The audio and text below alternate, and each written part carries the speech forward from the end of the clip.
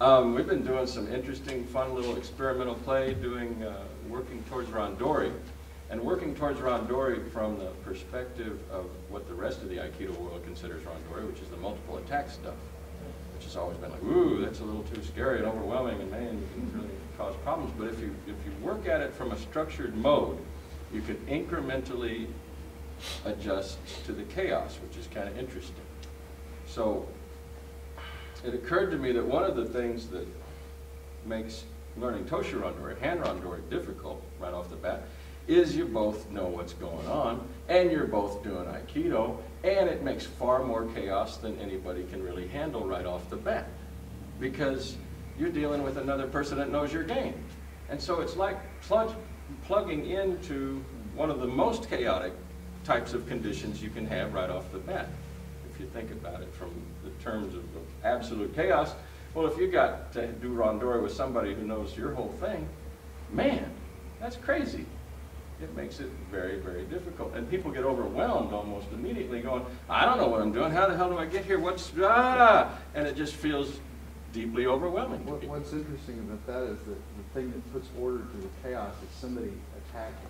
Right. The biggest problem exactly. in Randori is that both people are not attacking. Yeah. So you get this faking attack, and maybe I'll attack, but I'm not attacking. Or people start imposing a structure. Well, let's take turns.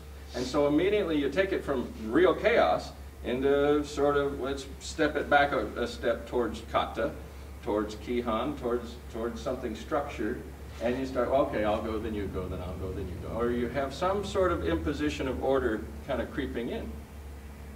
Well, we started fooling around just arbitrarily, shooting stuff for the YouTube craziness. And if you haven't seen the YouTube craziness, there's ways to get online and see it. But we've been making videos, and one of the popular things people like to see is multiple attack for Aikido. Ah, that's sort of like you dress up in hakamas and you do multiple attack, and the Facebook people and the YouTube people go, whoa, this is cool. We like to see that. You know, maybe you get a lot of hits. So it's good publicity.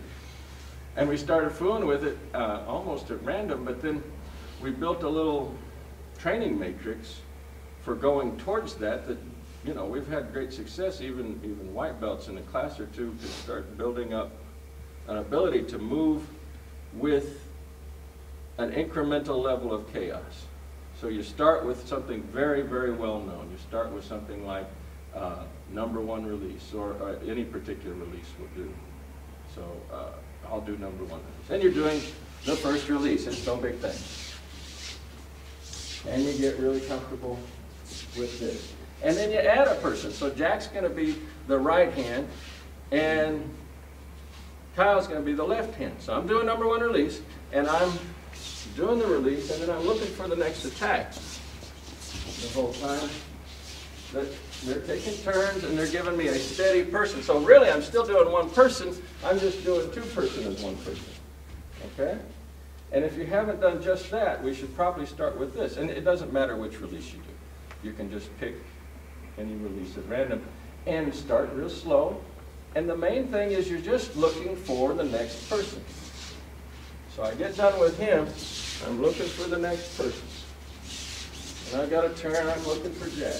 Oh, he nearly gave me the next phase of the deal. We're going there. The next phase is that when you get into this mix, after we do just a little while of just two people coming at you, and you're just used to moving and tracking with your eyes, because you're learning a skill set to deal with the chaos. You're learning a skill set of dealing with looking for the next attack, looking for the next attack. In this case, the next person. In Randori, with Toshu Randori, it's the next attack from the same person over and over again. But, same basic skill. So we're basically learning to accommodate to the next, and to deal with it in a step or two. Cool? All right. After a second, or I don't know, we'll do it a few minutes, we can start adjusting and adding incremental change to what you're doing with it so that it gets a little more chaotic, but you still learn to move with the whole flow. Cool? Does it sound like okay? You ready to start the morning? All right. So